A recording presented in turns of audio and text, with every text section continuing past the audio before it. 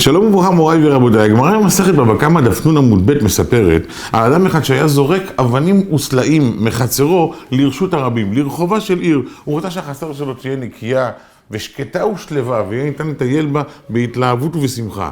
ולשם כך הוא היה זורק את כל המכשולים שהיו בחצר אל עבר הרחוב, אל עבר רשות הרבים. עבר עכשיו חסיד אחד ואמר לו, יקירי, מדוע אתה משליך אבנים מרשות שאינה שלך לרשות שלך?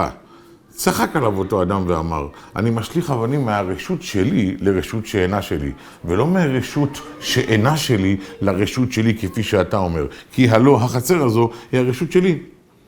החסיד לא הגיב לו, אבל עברו ימים, והוא ירד מנכסיו והיה צריך למכור את אותה חצר.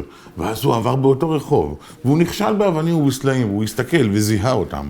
אלו אותם סלעים ואבנים שהוא השליך מהרשות שהייתה כביכול שלו לרשות הרבים.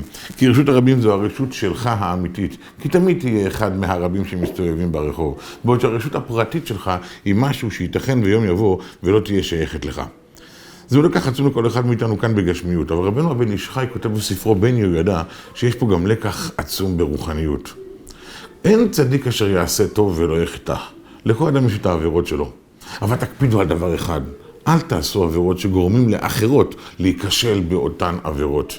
אם את מתלבשת בצורה לא ראויה, את מחטיאה אחרים. אם אתה מדבר לא יפה לאנשים וגורם להם להידרדר למעשים שלך, אתה מחטיא אנשים אחרים.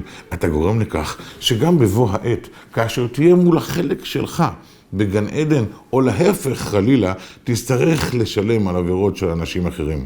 אדם יכול להיפטר מן העולם, ועדיין העבירות שלו מתגלגלות וצוברות חובות, כי הוא עשה משהו שמחטיא אחרים. אל תמכרו דברים שגורמים לאנשים להיכשל. אל תתלבשי בצורה שגורמת לאנשים אחרים לחטוא. אל תעשו דברים שגורמים לאחרים להידרדר, כי זה ירדוף אותנו, וזו סכנה עצומה לכל אחד ואחד מאיתנו, גם בכללי וגם בפרטי. בהצלחה רבה לכולנו, וברוכים תהיו.